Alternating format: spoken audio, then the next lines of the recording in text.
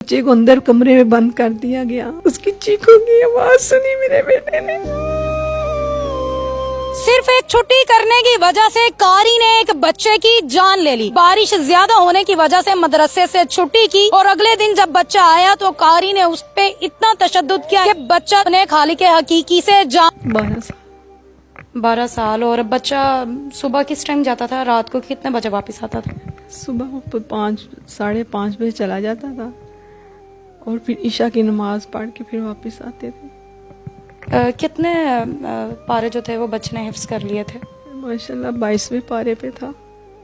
21 पारे इसने हिफ्स कर लिए थे। और कितने अरसे से वो उसी मदरसे में उसी कारी से पढ़ रहा था? उसको 2.5 साल हो गए थे। इससे पहले कभी ऐसा हुआ है कि उसके निशान हो, मारा हो मौलवी ने? या मारते थे, उनको डराते थे, घर में नहीं बताना।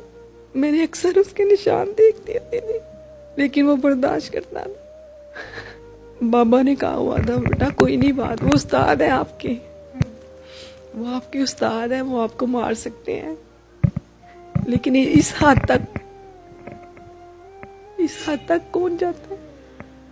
वो इंसान नहीं है, वो इंसान नहीं है। कभी उसने छुट्टी नहीं की थी। जिस दिन बारिश हुई है यूनिफॉर्म पहन के इधर ही लेटा है मेरा बेटा।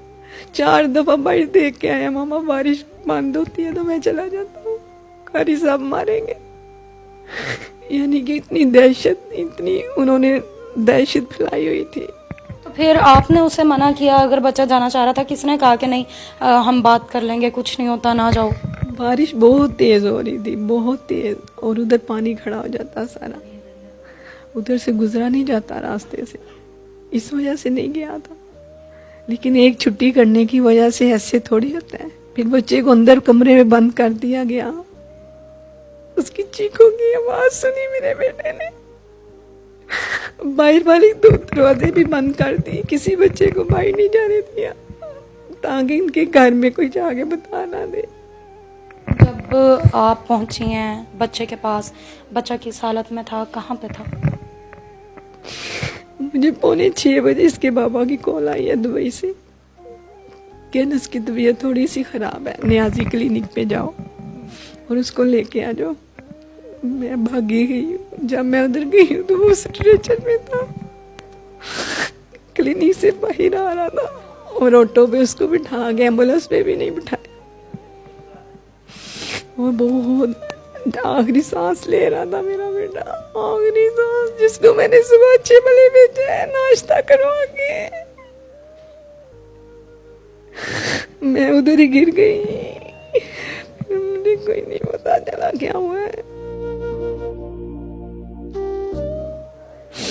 फिर उधर से सीधी गंगाराम पहुंचे थे। अब क्या कहना चाहेंगी आप, ये जो मुल्जिम है इनको क्या सजा मिलनी चाहिए? ये जो कारी जिनके पास आप अपने बच्चों को दीन की तालीम के लिए भेजती थी, इनको फांसी होनी चाहिए। फांसी से छोटी सजा कोई नहीं होनी चाहिए। मेरी गुजारिश है आपसे। मेरे बेटे के साथ तो जो होना था वो हो गया, शहीद हुआ मेरा बेटा। इससे पहले भी वाकया हुआ था, इसी मदरसे का था, जो एक बच्चे की डेथ हुई। उसके बाद आपने कोई अपने हस्बैंड से बात नहीं की कि इस मदरसे के कारी ने हरकत की है तो हमें अपने बच्चों को हटा लेना चाहिए, कहीं और लगाना चाहिए? मैंने बहुत दफ़ा इनको बोला था इधर से उठा ले, इधर से उठा ले, लेकिन वो इनकी बहुत इज्जत करते थे, इनकी बहुत इज्जत करते थे। इनके नाना अबू भी इन्हीं मस्जिद में थे। सिर्फ इस धोखे में रहे हम, इसी धोखे में रहे हैं और अपना बेटा को बैठे। आप उस दिन भाई के साथ आपने छुट्टी की थी? हाँ जी। क्या बारिश बहुत ज़्यादा हो रही थी? क्या टाइम था जब आप लोग उठे हो जाने के लिए? 4:45 मतलब 5:45 हो गए थे। दोनों भाई इकट्ठे ही कुरान पाक हिफ्ज़ कर रहे थे? हाँ जी। तो फिर बारिश की वजह से आपने छुट्टी कर ली, उसके बाद भी बारिश हटी है, फिर जाने की कोशिश नहीं की कि आप चले जाएं? की थी कोशिश, बारिश वहाँ पर पानी बहुत ज़्यादा खड़ा होता तो जाने का रास्ता ही नहीं था। क्या कहते थे कारी साहब, मतलब कि इतना डर था आपको कि मारेंगे? क्या मतलब उससे पहले कैसे मारते थे? यही सोटियों से, डंडों के साथ, पाइप के साथ मारते थे, डंडों के साथ। कभी मम्मा को नहीं बताया था? बताया था एक, फिर तो आगे से बाबा ने बात की थी, वो कहते अब नहीं करते, अब नहीं मारेंगे। टाइम का है, मेरे बेटे को हाथ भी नहीं लगाना, इसको सिर्फ डांटना है, आपने मारना नहीं है। वो बोल के गए थे 2 माह पहले। आप बताओ, उस दिन जब आपने भी छुट्टी की, आप फिर गए हो मदरसे में, क्या हुआ था जाते ही? तो हम गए अगले दिन 6 बजे, तो घर सब 7 बजे आया।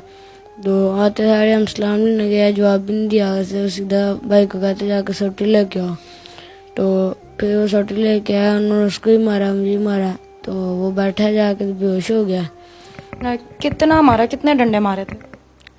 4-5 मारे थे उन्होंने। और जो डंडा था वो कितना मोटा था? इतना मोटा था और टेप चढ़ी, इतना लंबा डंडा था। पहले भी उसी से मारते थे? हाँ जी। और जोर जोर से वो 4-5 मारे? हाँ जी। कहाँ मारे हैं वो? हाथ पे मारे थे और इधर भी मारे थे। फिर उसके बाद क्या हुआ? उसके वो बेहोश हो गया, उसको उठा के अंदर ले गए थे कमरे में।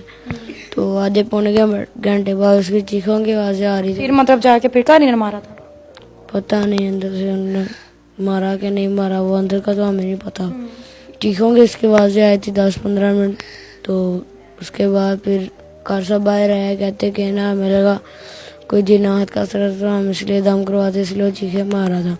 तो उसके बाद कुछ नहीं था मेरे बेटे को, कुछ भी नहीं। उसको कभी बुखार भी नहीं हुआ था,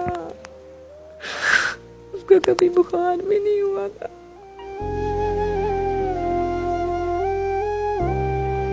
नाज़रीन, बच्चे के वालिद हमारे साथ मौजूद हैं। आइए जरा इनसे जानते हैं कि इन्हें कैसे पता लगा और फिर ये वापस कब आए हैं। सर, मुझे बताइएगा, आखिर कौन सी आप कंट्री में होते हैं और कैसे आपसे रब्ता हुआ? जी अस्सलाम वालेकुम। मैं तो दुबई में था, तो उधर ही गया हूँ। तो काम कर रहा था बच्चों की मेहनत मजदूरी के लिए कि चलो बच्चों का मुस्तकबिल फ्यूचर अच्छा हो जाए। और मुझे पता चलता है कि तकरीबन ये वाक़या हुआ है 7:30 बजे का सुबह ना। तो 7:30 से ये वाक़या होता ये जो है ना 5:30 बजे तक चलता रहा है। 5:30 बजे इसको हॉस्पिटल फिर लेके गए। उस दौरान मुझे एक बड़ा फ्रेंडली मूड में इसने कॉल किया, कारी शोएब ने, 1:45 बजे, कि क्या हाल है आपका, ठीक है, खैरियत से हैं? मैं शुक्र अल्लाह का, सब खैर खैरियत है। तो कोई ऐसी बात नहीं की कि मुझे पता चले कि वाकई कुछ हुआ है। भाई साहब, आपके बच्चे को थोड़ी 2 स्टिकें मारी, दिल घबरा गया उसका। मैं क्या, अच्छा चलो अब ठीक है ना, कोई मसला तो नहीं? नहीं, वैसे मसला होता तो आपको बताता मैं, ऐसा कोई मसला नहीं। कहा चलो अल्लाह खैर करे, ये वो ठीक हो जाएगा। तो हाँ ठीक है, कोई ऐसी बात नहीं है। फिर मैंने कहा चलो ठीक है, मैं अपने काम में लग गया हूँ। फिर दोबारा जब काम जो है ना, मैं कोई आधे घंटे